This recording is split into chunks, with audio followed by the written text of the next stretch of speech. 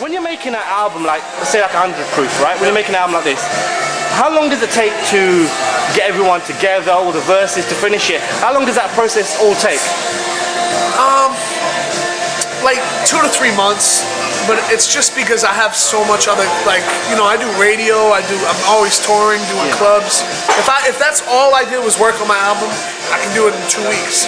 But it's like, waiting on people it's not the big part, it's about me nagging people, you know what I mean? Like, so, no one really takes that long, but like, if I can stay more on top of them, then we can get it done quicker. It's just, it was a slower process. And like, Stick to the Script came together in 2 months. Spell My Name Right was like 2 months. Like, but this album was more drawn out because it was actually 24 songs, and I took a bunch of songs off. I scrapped 1 or 2, and then I did the pregame EP in December, which came out on iTunes. But it all happened for a reason. That's good. I like. There's a lot of joints I like, but there was one particular verse from Styles P on The Thrill Is Gone that really hit with me, and I got this inkling that it's something that you think along the same lines on, just from who you are. I'll read it to you. It goes, too many vultures in it. I think Nas said hip hop is dead because he couldn't see the culture in it. Too many funny clothes, too many auto-tunes, too many gangsters when they made the auto-goons. Listen, boys, should play your role. Like rap don't need a brand new De La Soul. Pay homage to the MC who paved our road. Is that how you feel? I mean, of course, but I mean, Styles is like, that was actually his record, and I was in Dublin on tour with Q-Tip, and he called me and he heard the beat and he was like, yo, I need that beat. And it's funny because Kanye West had a song on that beat that he did for the first edition of 808s and Heartbreaks when he was still doing hip-hop, and then he scrapped all the hip-hop records and did what he did.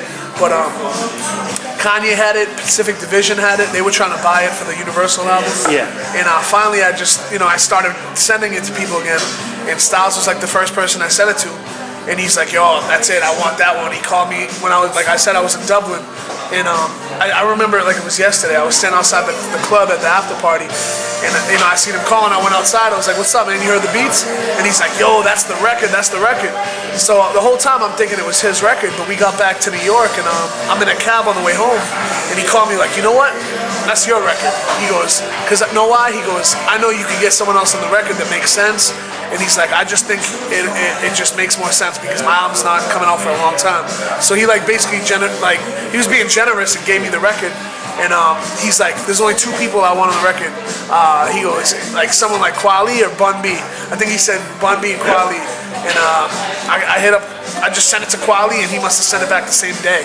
Wow. So yeah, that record came, it came together real dope. Tell us about Show Off Records. It's your thing. What's it personally about its advantages?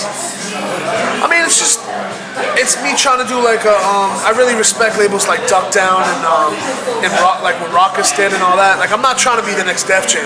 I mean, it'd be nice, but I don't think hit rap music's going in that direction to where it's gonna be, the days of the Hard Knock Life tour and all that. Like, I don't think it's gonna be that again.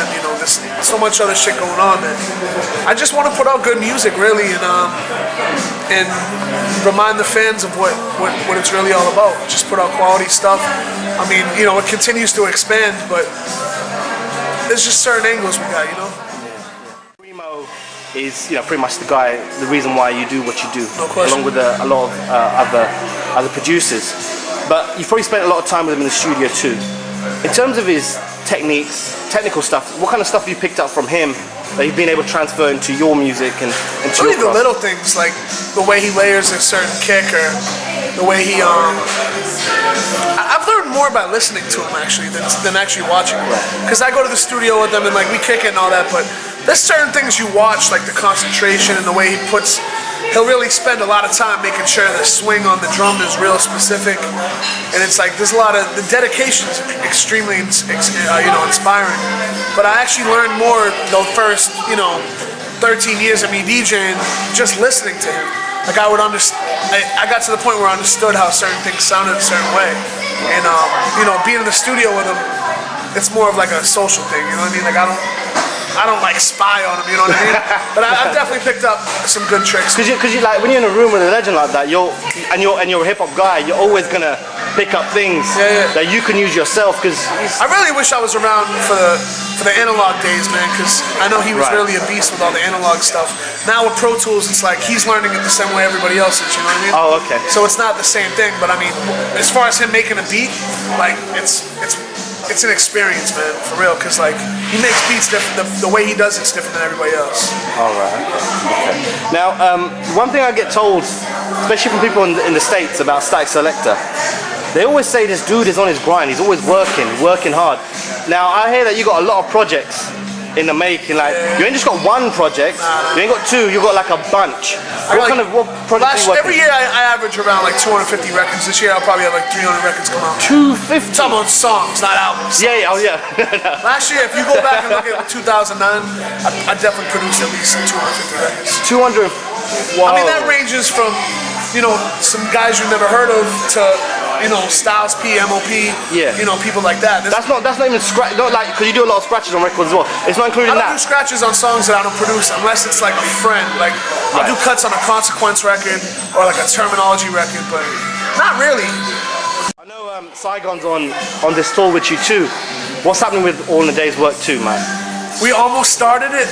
We almost started in Oslo. Like, we basically picked the beats for it, but we didn't, because I'm not even gonna have those beats by the time we do it. Yeah. But really, what happened is he's really frustrated because of his situation with his actual album, The Greatest Story Never Told.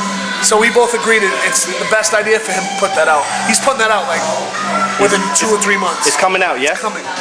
There's not gonna be no drama. On the low, because when's this interview coming out? It could go out today. Alright, well, but I'll tell you what, if you want, paperwork for his album and his freedom from it, he's still signed to Atlantic. Okay. Let's just say the paperwork's coming together. Thank God. It can be signed by the time it's done. Nah, because like I saw the interview with Hip Hop where he said that we were just faking it, and it was like, oh no, please, I want to hear that album. Like, as of this second, he's still signed to Atlantic Records. Why would anyone, as a hip hop artist, why would anyone want to get into this industry? Because it seems so shady. You tell me.